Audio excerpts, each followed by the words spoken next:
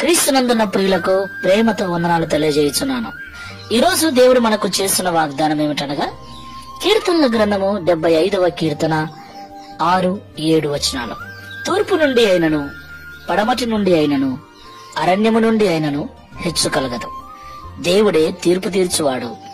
ఆయన ఒకరిని తగ్గించును, ఒకరిని హెచ్చించును. దేవునికి మహిమ కలుగును గాక.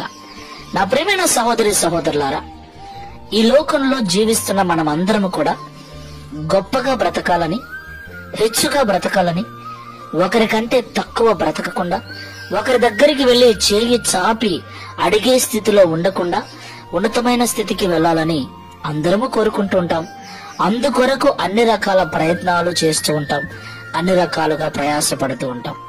అయితే మనం ఎన్ని ప్రయత్నాలు చేసినా, ఎంత ప్రయాసపడినా మనము హెచ్చుగా జీవించాలి, గొప్పగా జీవించాలి, ఉన్నతమైన స్థితికి వెళ్ళాలి అంటే అది దేవుని వలననే సాధ్యం.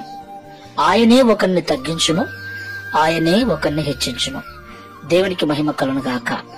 తూర్పు నుండి అయినను, పడమటి నుండి అయినను, అరణ్యము నుండి అయినను, ఏ విధము చేతనైనను మనంతట మనము మన స్వబుద్ధి, మన స్వనీతి ద్వారా, మన స్వశక్తి ద్వారా, మన స్వశ్రమ ద్వారా ఉన్నత స్థితికి వెళ్ళలేమని, మనము ఎంత జ్ఞానవంతులమైన, ఎంత నీతివంతులమైన, ఎంత కష్టపడే మనస్తత్వం ఉన్నా దేవుని దయ మీద, కనికరం మీద ఆధారపడవలసిన వారమై ఉన్నామని ఎప్పుడూ మరవకూడదు.